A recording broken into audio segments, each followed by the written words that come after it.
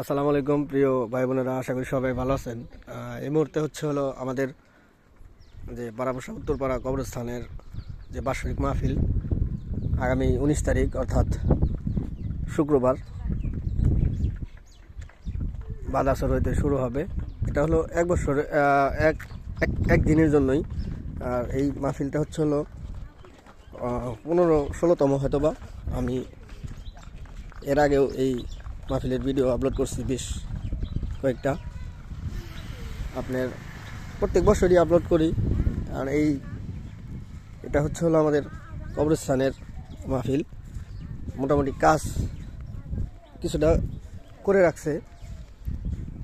আগামীকালকে হলো আমাদের বারাবসা দক্ষিণ পাড়ার যে চেয়ারম্যান বাড়ির জামে মসজিদের যে মাহফিল, ওই মাহফিলের পরের দিনই আমাদের এই কবরস্থানের মাহফিল। যে দুইটাকে খুবই ঘাড়াঘাড়ি, মানে একদিন এক পাস। এটা আসলে একটু সমস্যার সৃষ্টি হয় আর কি।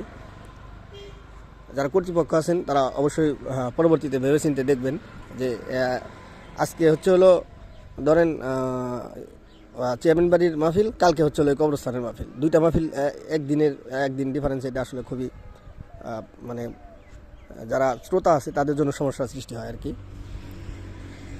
তো এটা যারা কর্তৃপক্ষ আছেন অবশ্যই এই দিকে নজর রাখবেন। ভবিষ্যতে জানার এরকম বেশ কিছুদিন পরবর্তীতে দিলে হয়তোবা আমার মনে হয় ভালো হবে, আমি যতটুকু বুঝি আর কি।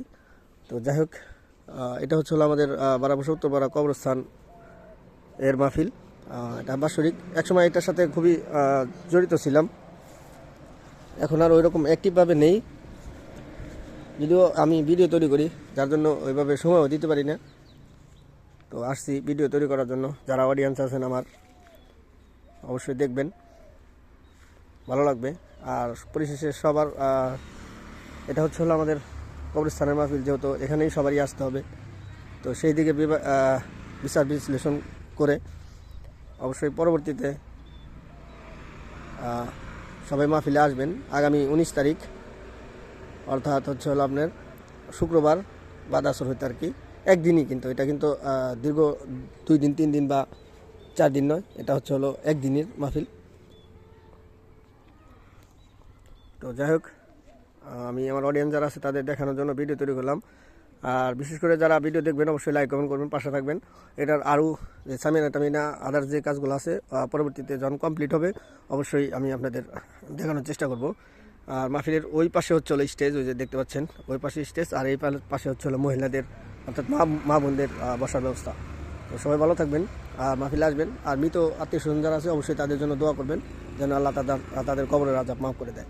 তো সবাই ভালো থাকবেন। বিদায় নিলাম। আল্লাহ হাফেজ। আসসালামু আলাইকুম ওয়া রাহমাতুল্লাহি ওয়া বারাকাতুহু।